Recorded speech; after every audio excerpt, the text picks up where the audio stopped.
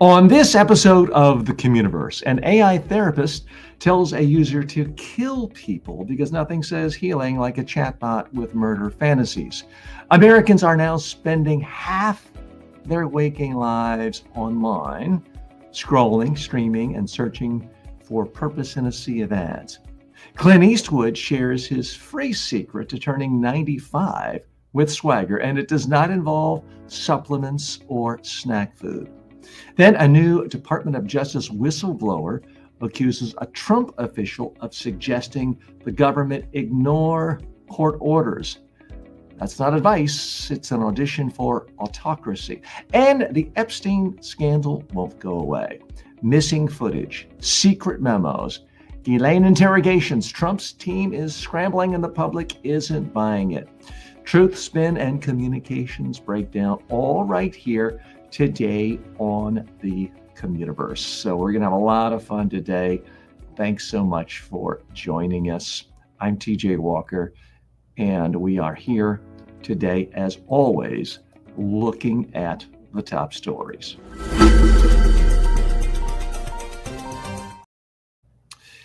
Okay, let's dive right in. If you're new to this, we are all about looking at the top business stories, technology stories, and culture stories, looking at it through the lens of communication skills, all with the goal of building your personal development and your success. That's what we're about every single day right here. So let's dive right in to the first story of the day. Segment 1, AI therapist goes haywire.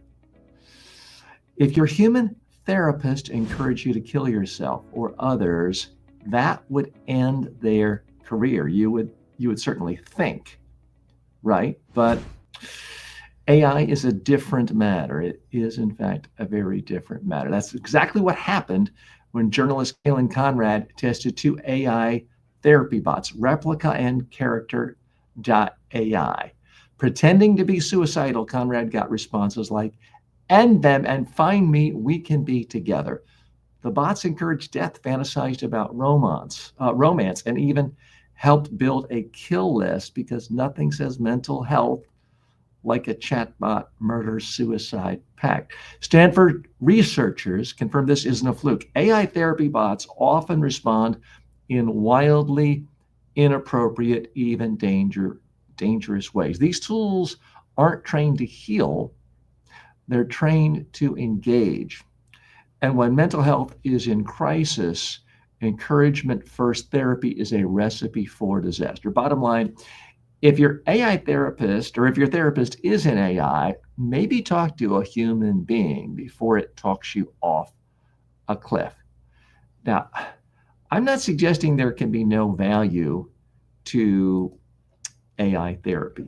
There can potentially be some value. And full disclosure, I have not an AI therapist, but I do have an AI video interactive clone of myself that helps people with personal development issues, public speaking, communication skills. So if, for example, you wanted to practice a presentation, you could go to tjwalker.ai and you could speak to it. It would watch you, it would tell you what it thinks of your backdrop. If you're doing anything weird with your hands, like touching your face, it could do that. It could also give you personal development tips on how to have better habits. I certainly hope it wouldn't tell you to do anything dangerous.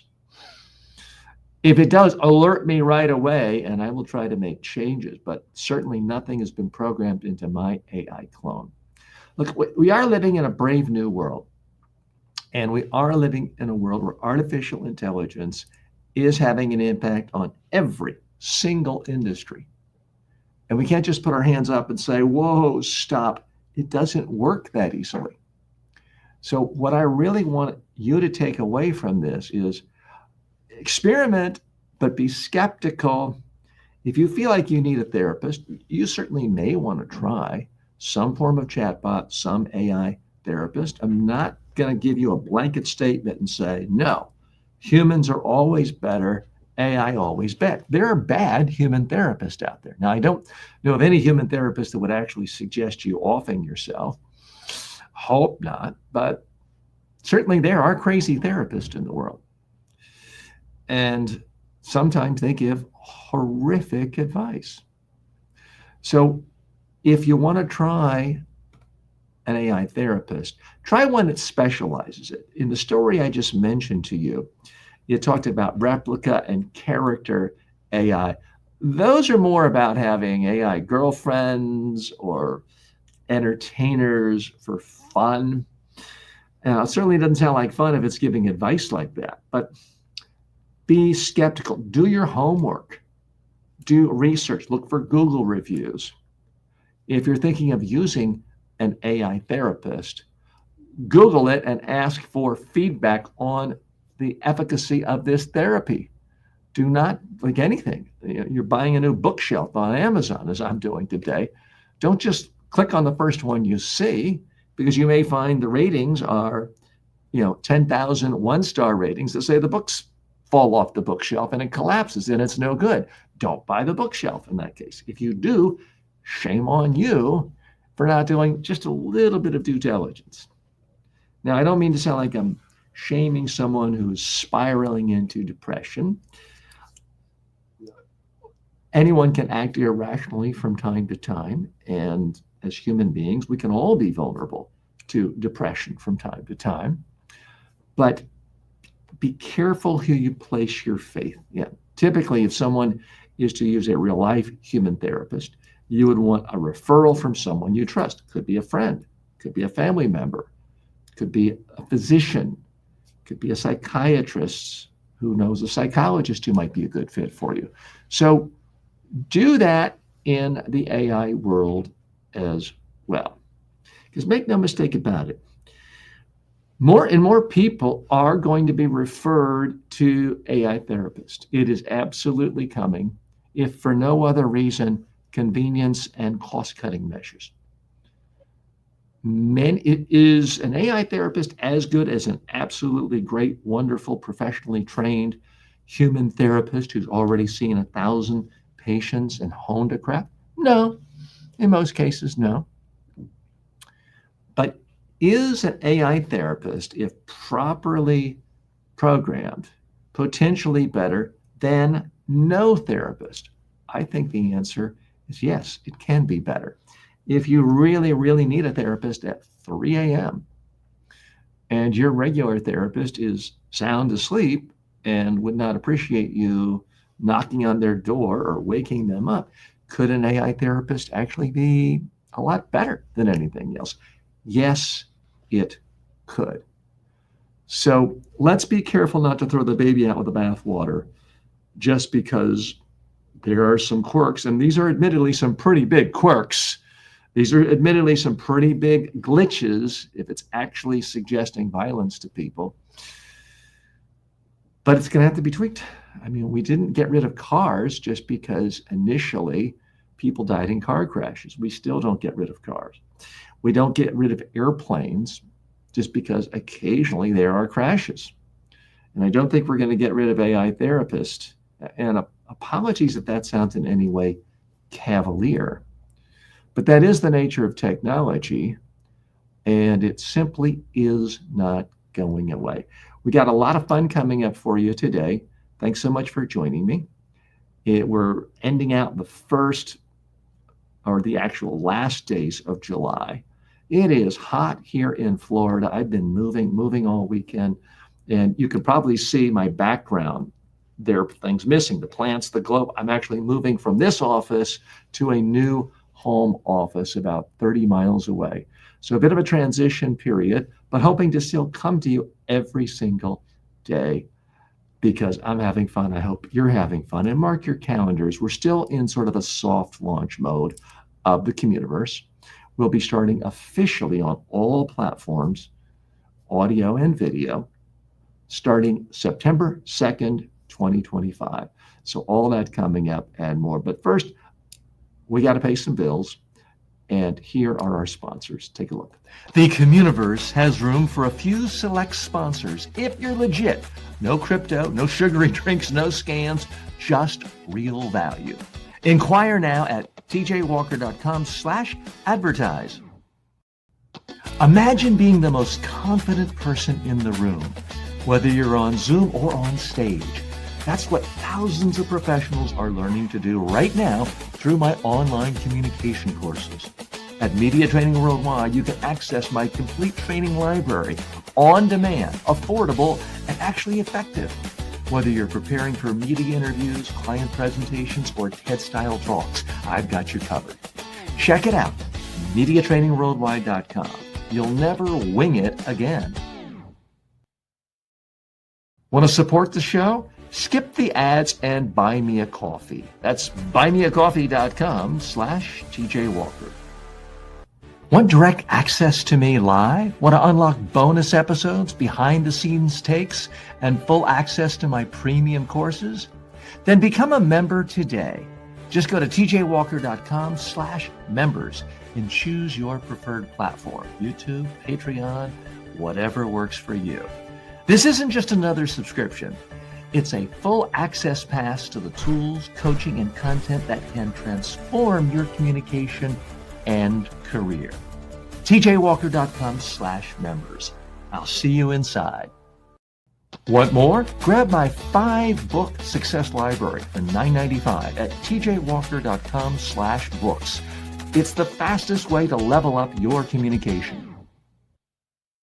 For years, people have asked how they could get one-on-one coaching from me inexpensively. Well, now you can, anytime, anywhere with the TJ Walker AI clone.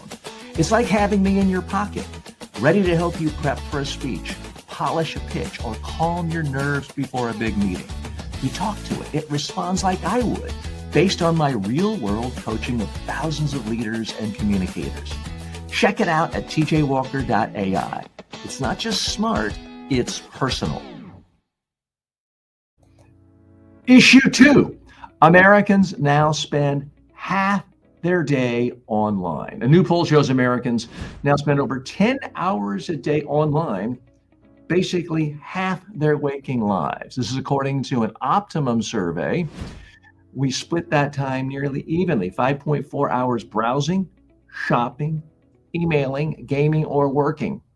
And another 5 hours streaming video, like this one ideally, and TV. That's a full-time job plus a Netflix binge. An awful lot going on there every single day.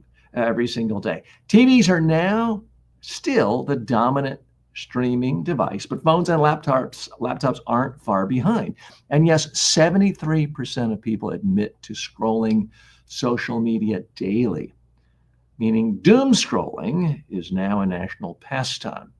As one exec puts it, this is eye-opening. I'd say it's more like screen glazing, because at this point, your retinas deserve hazard pay. Again, 10 hours a day of streaming, 73% use social media. I think that number might actually be low. 37 do work online, as I do. Now, let me not be a hypocrite. I appreciate that you are here with me online. I'm online right now. So I'm not someone saying, let's shut down the internet.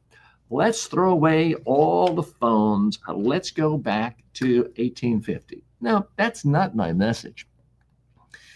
But I do think all of us who want to be successful, who want to have good mental health, who want to stay sane, have got to more actively, purposefully carve out time where we're doing things that don't involve looking at a screen.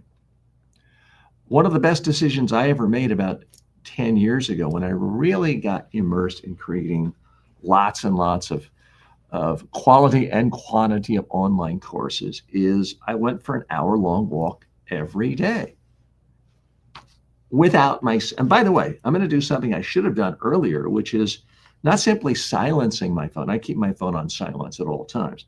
I'm going to turn it literally off. And I'm going to put it way over here so I can't even see it.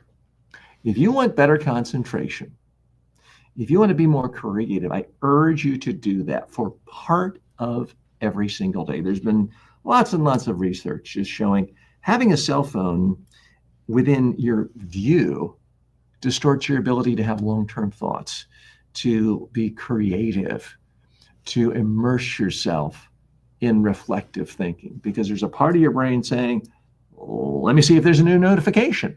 Let me see if there's a new text. Oh, I'm fearing missing out something. Oh, let me see what's the latest on a news site. Let me see what's going on at the CommUniverse, which I appreciate if that's your sentiment, but give yourself a break. Give your brain a break. Now, something I tell my daughter on a near daily basis, that the world is going to be filled with two types of people. There are consumers and there are creators. And yes, everybody consumes some content. Absolutely. The world's greatest creators, the world's greatest novelists read novels every day. Paul McCartney consumes other people's music as a part of his own creation process. But people who are wildly productive give themselves time to actually create, whether it's business plans, whether it's new chemical equations for solving agricultural problems, whether it's writing new novels, whether it is creating new online courses or software or videos like this. They give themselves time to actually create. And that's where you get so many rewards in our current monetary capitalistic system. I want the best for you. And that's why this show is a little bit different. The CommUniverse doesn't just say, oh, here's a story about how everything's awful and the world's coming to an end and doom, doom, doom, doom, doom. No, I look at top stories of the day. And then what I try to do is share with you insights on how to better your own life, how to improve your life. One suggestion I would make is go for a walk, even if it's just around the block for 3 minutes. Go for a walk and leave your phone at home. Oh, TJ, what if it's an urgent call? Guess what? Do you really think you're more important than every king and queen and every member of royalty and every general throughout history until about 20 years ago? Because they didn't have cell phones. It's hubris. It is egotism. It is megalomania to really think that you are so important that you have to be available 24/7. Yes, I understand some of us have parents in need and people in hospitals and expectant family members. But you really think you can't go 5 minutes around the block? Will that really make a difference? I don't think so. Of course, there are exceptions. If you are the only surgeon in a small town and you're on duty for the emergency room and you're not there, okay, keep your cell phone on. But I'm willing to bet you're probably not the only on-call surgeon to do emergency surgeries in your town. And yet our default for most people is, oh my God, I'll never go anywhere without my cell phone. I'd rather die. I mean, there have been studies showing kids would rather have their hand cut off than lose their cell phone. And I guess if you did cut off your hand, you could just replace it. You could sew on the cell phone. So this is chipping away at our ability to think, to create, to go from nothing to a concept that could create value for other people. And we are increasingly living in an economy where that is extraordinarily valued. When you can create something from nothing, it requires thought. You cannot think new thoughts if every second of the day you're getting inputs. This website, this tweet, this TikTok, this text. If every second of the day you are being bombarded with inputs, there's not going to be any outputs. I'm sorry, that is just the nature of how the human brain works. Another practice that I started doing about 9-10 years ago, which I really credit with a lot of my success and financial success, is literally turning off my phone an hour and a half, even 2 hours before I want to fall asleep. TJ, that's crazy. Oh, what if someone needs to reach? Guess what? I'm not that important. You really think you're 10 times more important than I am? Oh, maybe you are. But I literally turn off the cell phone. I put it in another room where it's charging, but off. And then I read a book. Now, for years, I read a paper book because that is what the research showed was the best for the brain, calm things down, make it easier to drift into natural sleep and to think. The beauty of reading a paper book is you're not bombarded with a text popping up, an email, a notification, an Amber Alert, all these things, boom, boom, boom, if you're reading on a cell phone or an iPad. You don't get that from a paper book. I can read a paragraph, think, wow, that's really powerful. That's really provocative. And I can sort of sit back and think. It's so much harder to think if you're scrolling and there's more text coming down and flashing ads on website. And here's a new headline. And here's a picture of a scantily clad starlet you like. And you're trying to look. It's so much harder to concentrate on one idea at a time. So that's why I urge you, carve some time out of your daily schedule where you're not looking at screens. And I realize I'm talking against my own book because here I am on a screen for you. I want you to watch me. I want you to like, I want you to comment. I want you to subscribe. I want you to sign up for notifications. But I also want you to be successful. And you will, I promise you, be more successful if you carve out some time for you to think your own thoughts. Sometimes that can be as simple as you with a blank piece of paper taking notes, which is something I also take with me when I walk, so I can write things down. You say, well, TJ, I'll just take my cell phone and I can dictate a message. The problem with dictating a message on your cell phone when you're walking is once you open up the phone, oh, here's a text. Oh, it's important. It's from a client. It's from a customer. It's from a family member. Now you've completely lost the zone of your thoughts and you're with other people's thoughts. And we all have to think about others from time to time. But out of 24 hours a day, preferably 8 of those you are sleeping. But out of the remaining 16 hours, a couple of hours just for you and your thoughts is absolutely essential for your long-term success. Now, here is, I will confess to you, I don't think it's a bad thing, but I have switched from reading paper books for the last 2 hours of the day or the last hour of the day to reading a screen. But hear me out before you call me a hypocrite. I am reading off of an Amazon Kindle where I don't get any email. There's no social media. Maybe I could access the internet, but I don't know how to do it. I'm reading one book at a time, and I can lower the light volume. It's a 0 to 20, I believe, 24 scale. I lower it all the way to 5. So it's putting out substantially less light than a reading light. So it's much easier for the brain to think, it's time to calm down.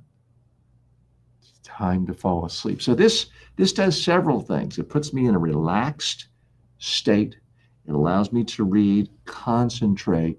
It also lulls me to sleep much faster and easier than if I were watching television or watching an iPad or just scrolling news on an iPad or even a cell phone.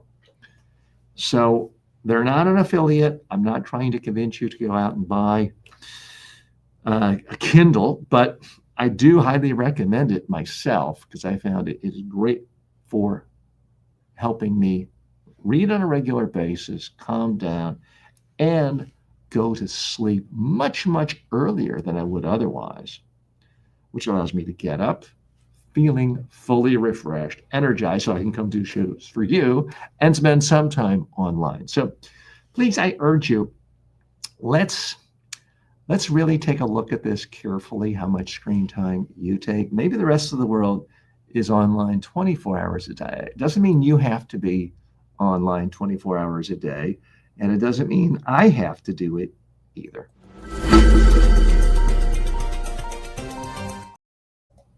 Okay, issue 3.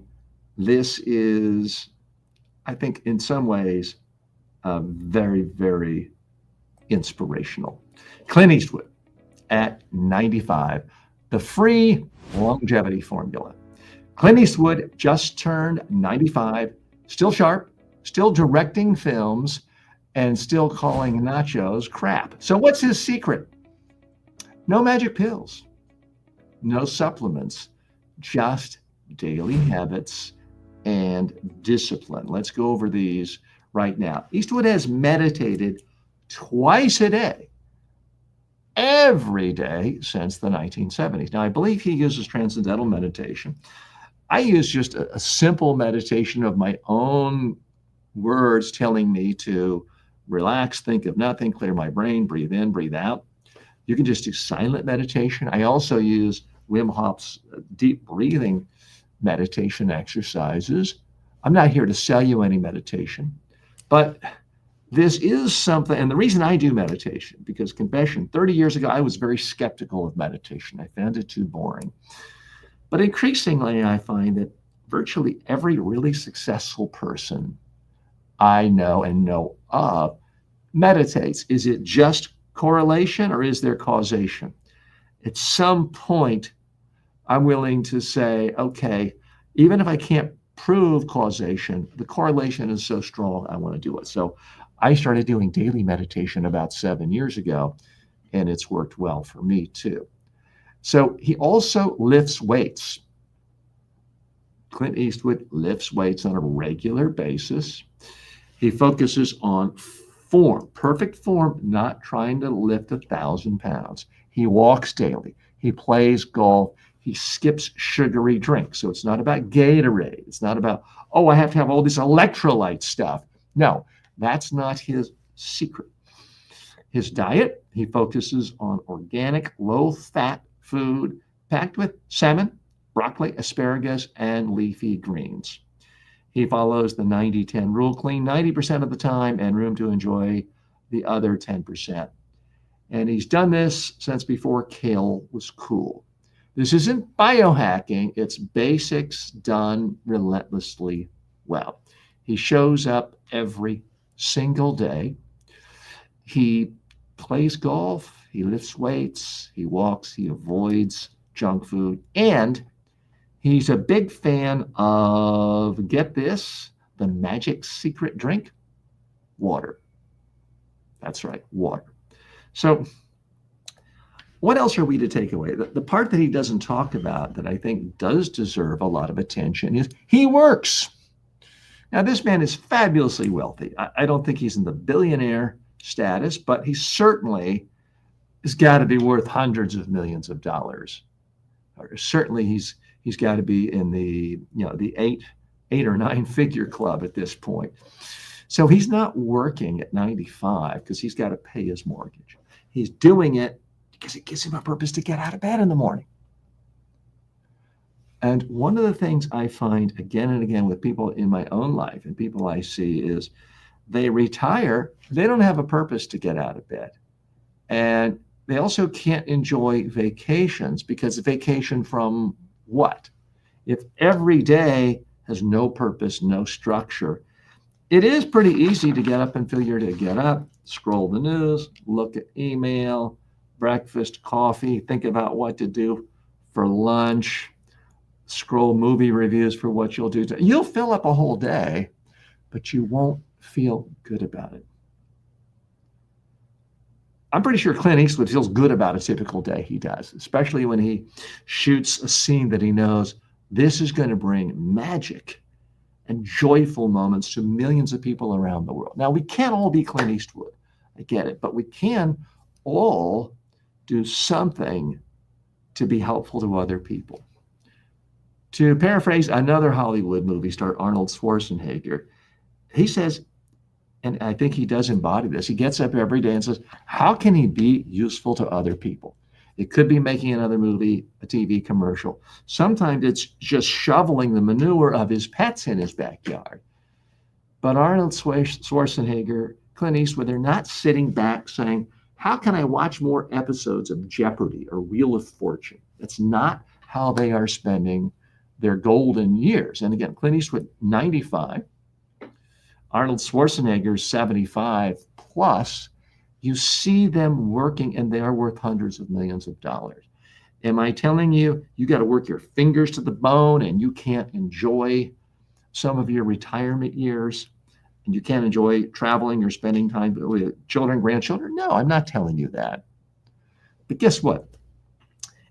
Your children and grandchildren don't really want to see you all day long every day. They really don't.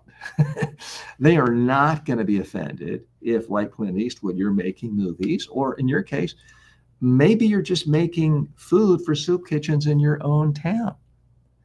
Maybe you are putting together teams of volunteers to clean parks in your community. It doesn't have to be about making money. It doesn't have to be about something as grand as making movies seen by the world with $100 million budgets. It just needs to be something where you are feeling useful. So that's the thing I think does not get enough attention when people are talking about the longevity of someone like a Clint Eastwood. Of course, part of it is genetics, part of it is luck. Any one of us could get run over by a bus tomorrow or today, including me. But so much of our longevity is controllable by us. When you maintain a healthy weight, which certainly when you look at Clint Eastwood, he always looks the same. And I remember reading profile articles of him in the 70s where someone following him around saying they would just notice he'd get down and do 100 sit-ups. You've never seen him wildly fluctuate his weight. He's either the same size or arguably a little thinner and leaner now, as most people at age 95. The muscles get smaller. You do tend to get shorter. But by and large, he's maintained a consistent weight. How do you do that? Eating healthy food, avoiding junk food. His muscles haven't shriveled up completely because he's lifting weights every day. He still seems to be walking nicely because he does things like play golf on a regular basis. These are not things you need Hollywood millions and millions of dollars to do. These are things most of it, not all of us, but if you have enough money for the internet and a phone to watch this, chances are you can take care of yourself in ways not dissimilar to what Clint Eastwood is doing.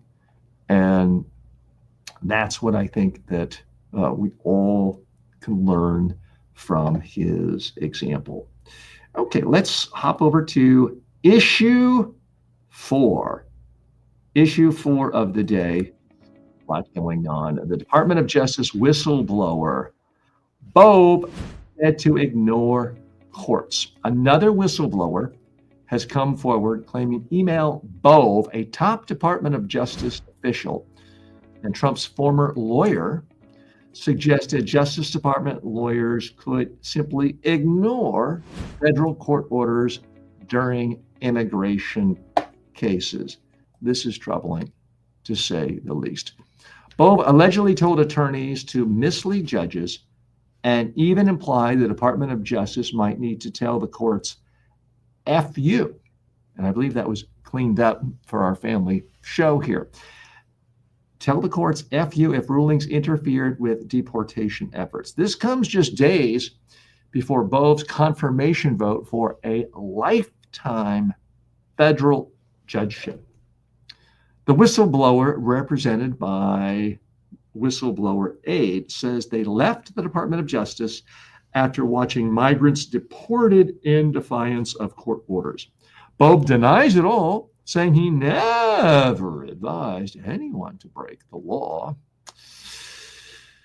Okay, but with 2 whistleblowers, documented findings, and a Senate Judiciary Committee walkout, this isn't just partisan noise. It's a direct test of whether the rule of law still matters in judicial confirmation. So this is troubling. The other backdrop of this is there have been a lot of reports saying the Trump administration is grooming this guy, Bove, to go onto the Supreme Court, where he would essentially be 1/5 of a majority of an entire branch of government for life.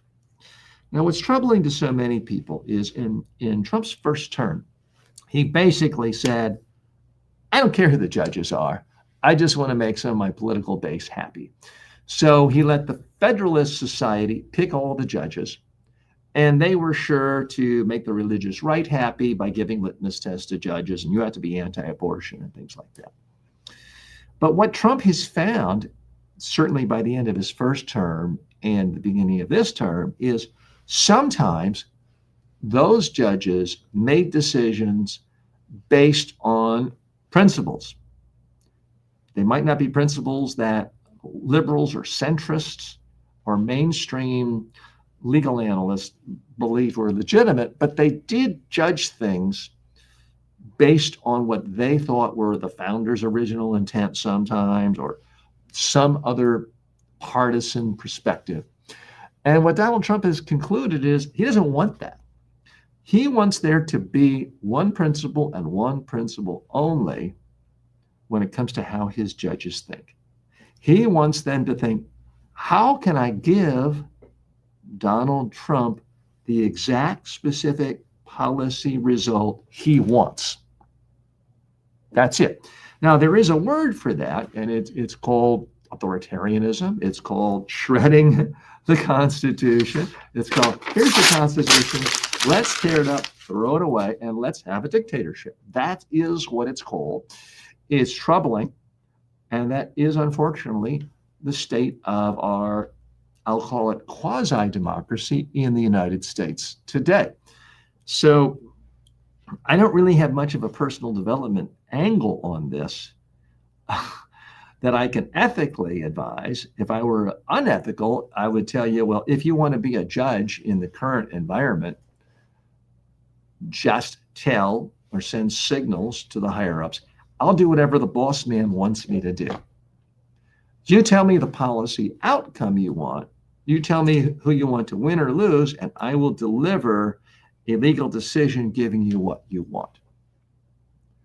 I will be your henchman. And I try to be polite on this show. I try not to be superficial and negative and nasty and mock people. But I have to tell you, Trump always talks about this person's out of Hollywood casting and this person's straight out of Hollywood casting. He's usually doing that, talking about men who are good looking with perfect heads of hair. But this guy, Emil Bove, is definitely out of central casting. If you were to select someone who looks like a henchman, who looks like someone who would dig the ditch and bury the bodies when you told him to. He is one scary looking individual, but again, that's not the reason to oppose his lifetime appointment to the federal judiciary. The reason to oppose him is there are numerous people on record saying this guy is thumbing his nose at the rule of law. He's thumbing his nose at judges. He's saying if a judge makes a ruling that you don't like because you're advocating another policy, just ignore it. Tell them to go F themselves. Not my words. And that's a cleaned up version of his words, according to whistleblowers from the Department of Justice. So this is very, very troubling news. It's not surprising in our political environment where the very concept of the rule of law is under attack every single day. And let's say hello. Mike has joined in and says, yep, sure looks like every Trump appointee has sold every last principle they ever had. So corrupt. Mike, I don't disagree with you. And I don't think any serious, credible person would differ with your argument, except for one thing. What if you don't have any principles other than worship of dear leader? I mean, that can be a principle. Certainly there are people in North Korea who say, well, dear leader is perfect. He's the representation of God in our country. So whatever he wants is by definition good. That can be a principle. And that is how the society of North Korea more or less functions. We're certainly seeing that in places like Hungary, where they've morphed from a democracy to a quasi-democracy to really, with Viktor Orban, essentially a dictatorship. And what they have as elections are really kind of a sham. Certainly we see that in a completely authoritarian regime like China.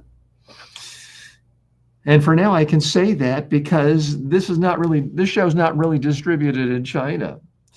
So that can be a principle. So that would be my only caveat in exchange. But Mike, we appreciate very much you joining us, stopping by, and saying hello.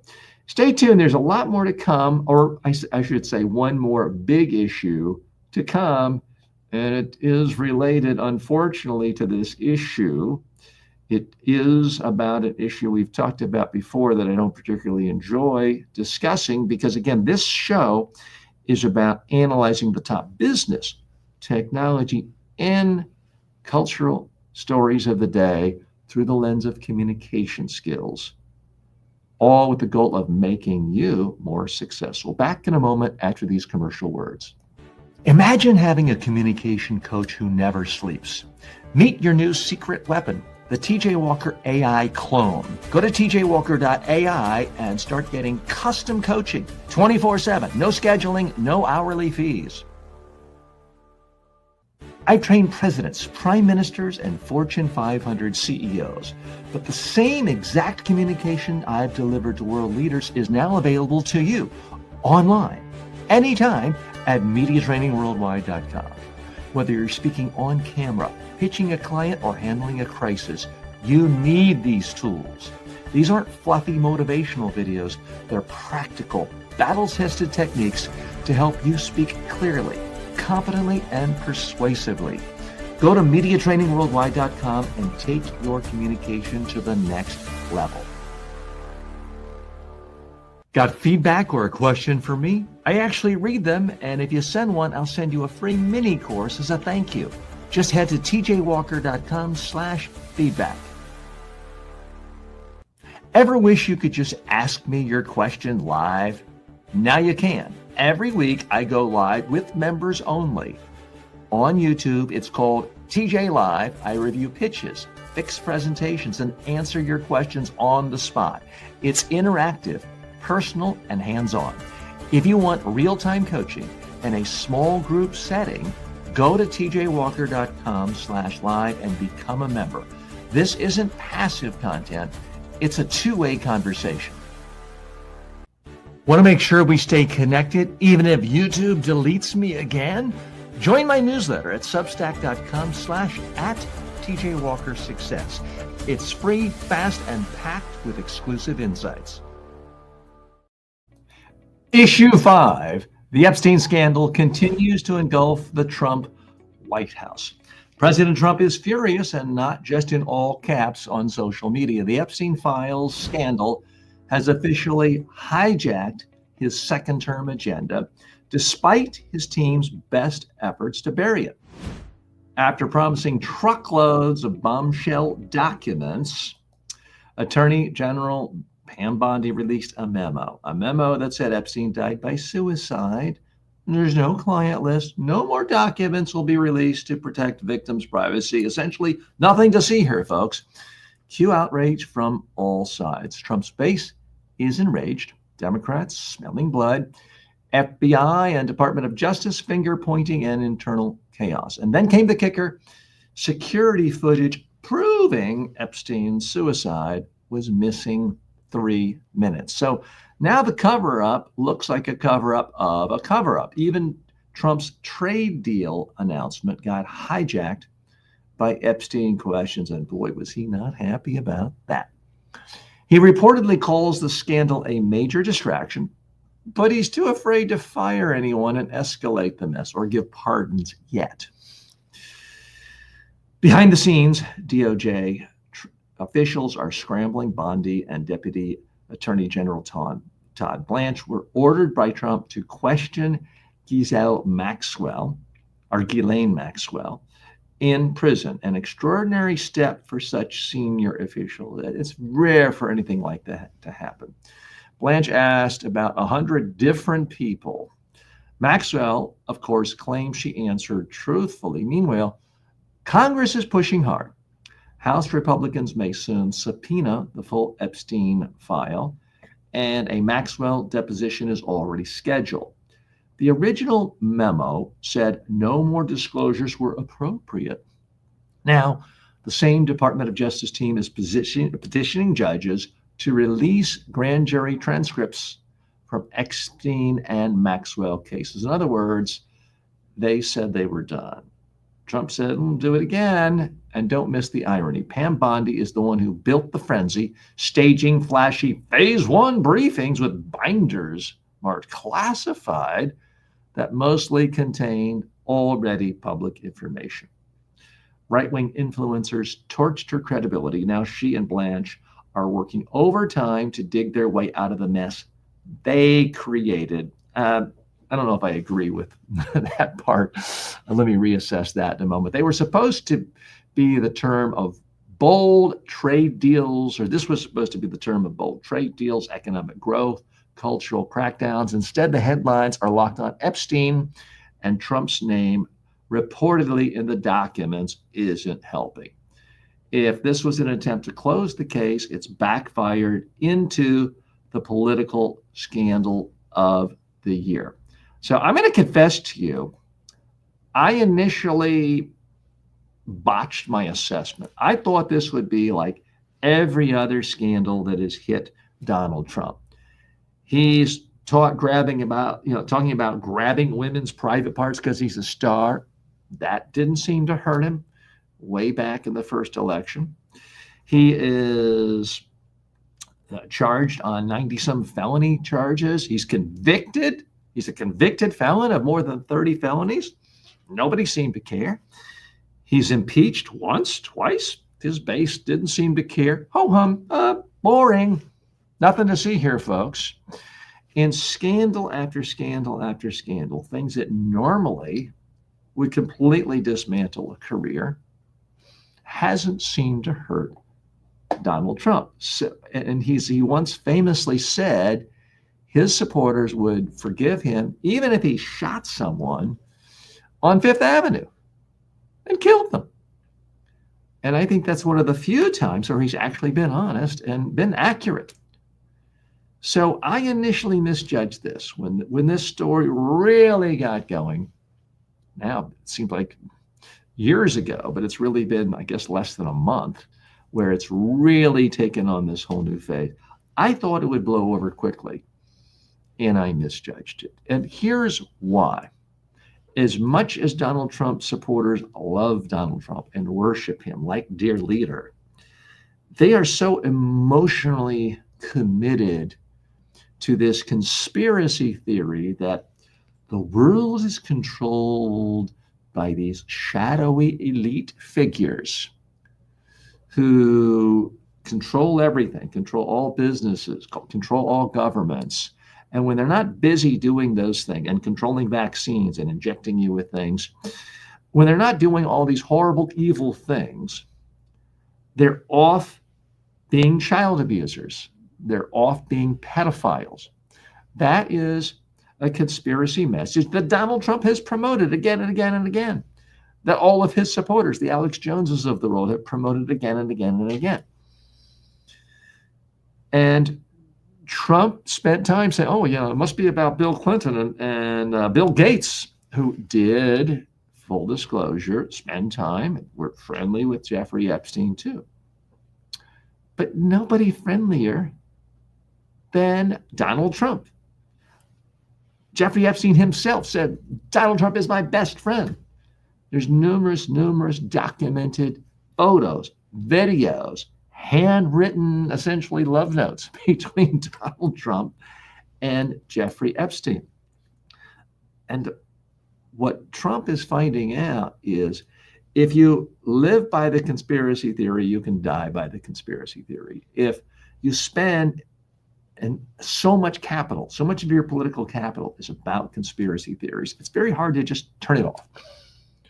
Let's not forget, Donald Trump's whole rise to political fame and influence in the United States came from spreading another conspiracy theory. The conspiracy theory that Barack Obama was not born in the United States, wasn't actually a legitimate citizen, therefore an illegitimate president.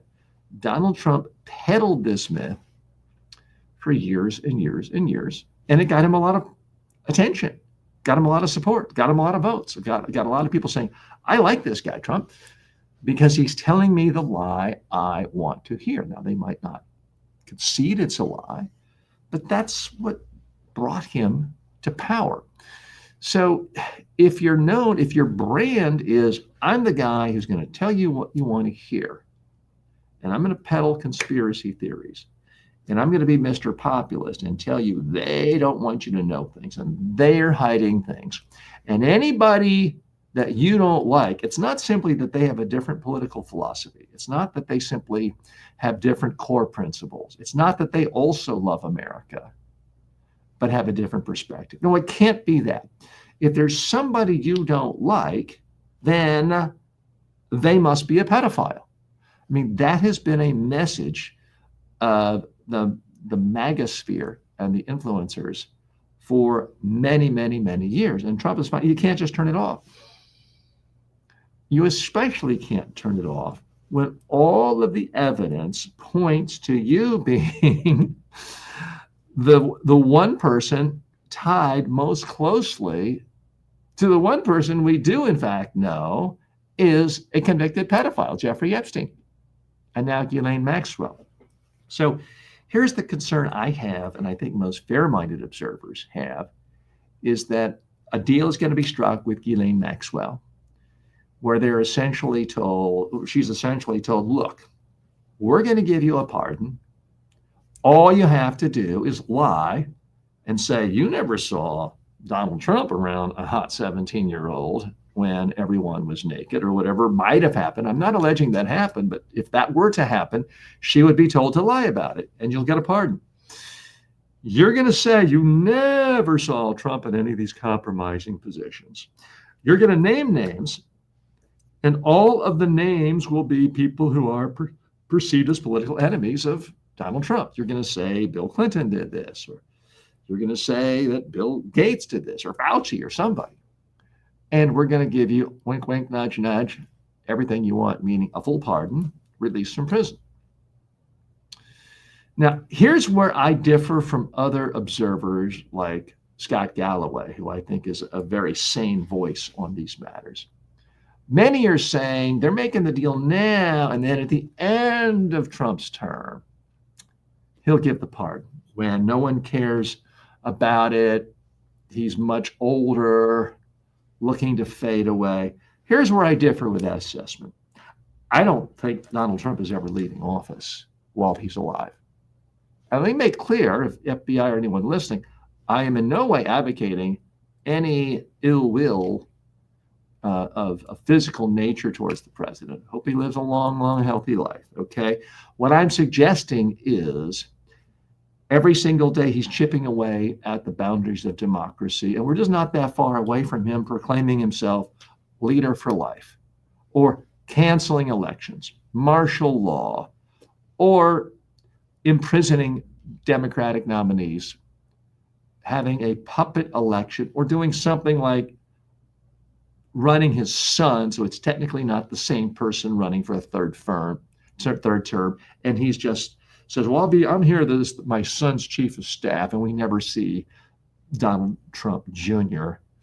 in the White House. I think there's going to be something cute and clever like that. So, I don't think Trump's leaving office in 2029. And I'm going to go ahead on record right now and predict that he's not going out in a vertical position, put it that way.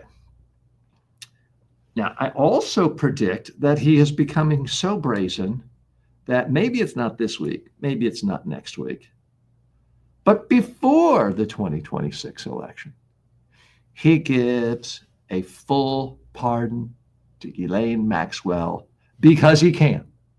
I'm going to do it because I can do it, will be his attitude. And I don't think he's going to pay much of a political price for it.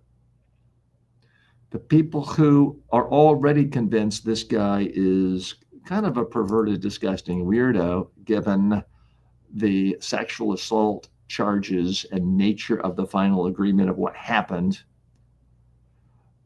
with E. Jean Carroll, given the fact that he's publicly said, oh, that's great owning the Miss Teen USA contest because I can just walk in on the teenagers getting dressed while they're naked.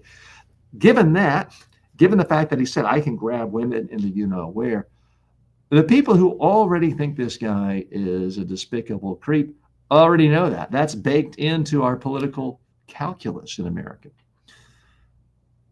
Likewise, the people who say, well, we're going to forgive this guy of anything he does, no matter what. It's only people on the other team we don't like. I think that's pretty much baked in too. Some of them are still now upset and saying they're going to get angry, but what are they going to do? Realistically, are they going to turn against Trump? I don't think so. So what's the real lesson here for you and me? I think you got to really safeguard your reputation as someone who's honest. Yes, Trump did rise to the head of the strongest government, most powerful position in the world, not once, but twice. But would you really want to be him, having to spend almost all of your time battling credible allegations and questions about why you spent so much time with a pedophile who thought you were his best friend? Is that how you would that be seen in your life as being a successful person? I don't think so. So my real advice to you is preserve and protect your reputation. Do not spread conspiracy theories out there just because it makes someone you don't like look bad. It might help you in the short run. It might help you in the medium term, but in the long run, it will, in fact, come back to bite you. I'm TJ Walker. I really appreciate you spending time with me today.